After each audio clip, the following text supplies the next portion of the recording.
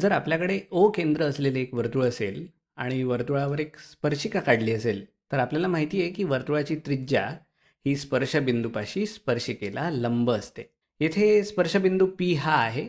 आता प्रश्न असा आहे की या प्रमेयाचा व्यत्यास म्हणजेच कॉन्व्हर्स देखील सत्य आहे का?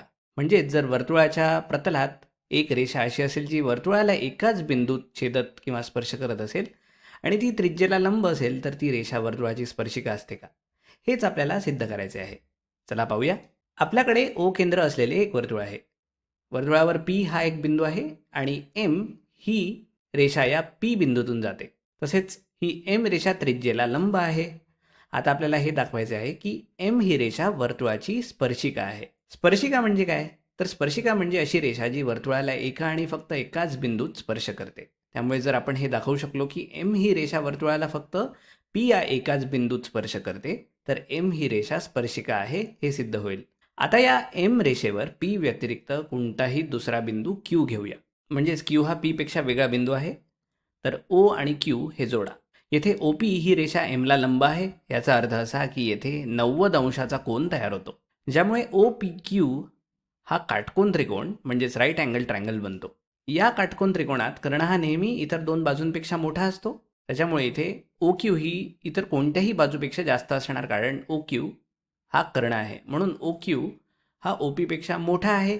पण OP ही तर वर्तुळाची त्रिज्या आहे. याचा अर्थ OQ या रेषेची लांबी त्रिज्येपेक्षा जास्त आहे. जर एखादी रेषा त्रिज्येपेक्षा मोठी असेल, तर याचा अर्थ तो बिंदू वर्तुळाच्या बाहेर जातो. म्हणून Q हा बिंदू वर्तुळाच्या बाहेर स्थित आहे.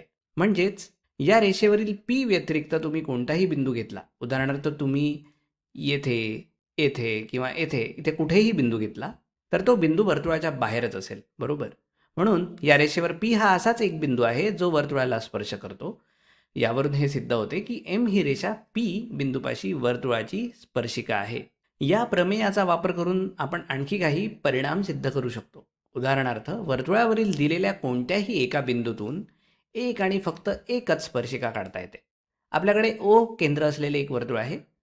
वर्तुळावर P हा एक बिंदू आहे. आता वर्तुळाच्या कोणत्याही बिंदूवरील स्पर्शिका ही स्पर्शबिंदूतून जाणाऱ्या त्रिज्येला लंब असते. त्यामुळे P बिंदूवर जर स्पर्शिका असेल, तर ती OP या त्रिज्येला लंब असलीच पाहिजे, बरोबर? जर आपण कोणतीही एक रेषा घेतली, उदाहरणार्थ आपण OP ही रेषा घेतली. आता या रेषेवरील कोणत्याही बिंदूतून, या बिंदूतून किंवा या बिंदूतून किंवा या बिंदूतून फक्त आणि फक्त एकच लंब रेषा काढता येते. त्याचप्रमाणे OP रेषेवरील P या बिंदूतून सुद्धा केवळ एकच लंबरेषा काढता येऊ शकते. म्हणून आपण दोन गोष्टी पाहिल्या. P मधून जाणारी स्पर्शिका ही OP ला लंब असते आणि P मधून फक्त एकच लंबरेषा काढता येते. या दोन्ही गोष्टींवरून हे सिद्ध होते की P बिंदूवर एक आणि फक्त एकच स्पर्शिका काढता येऊ शकते. पुढील परिणाम असा आहे की स्पर्शबिंदूपाशी स्पर्शिकेला काढलेला लंब वर्तुळाच्या केंद्रातून जातो. हे O केंद्र असलेले वर्तुळ आहे आणि XY ही स्पर्शिका आहे. ती वर्तुळाला P या बिंदूत स्पर्श करते. पुन्हा एकदा, स्पर्शिका ही स्पर्शबिंदूपाशी लंब असते. आता OP ही त्रिज्या लंब आहे. याचा अर्थ OP ही रेषा XY सोबत 90 अंशाचा कोन करते, बरोबर?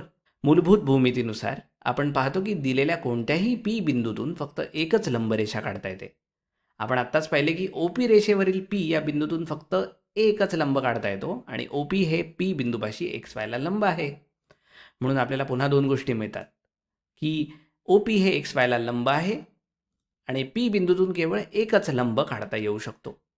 यावरून असा निष्कर्ष निघतो की XY या स्पर्शिकेला स्पर्शबिंदूतून काढलेला लंब हा वर्तुळाच्या O केंद्रातूनच गेला पाहिजे, कारण ती वर्तुळाची त्रिज्या असली पाहिजे आणि म्हणूनच ती वर्तुळाच्या O केंद्रातून जाईल.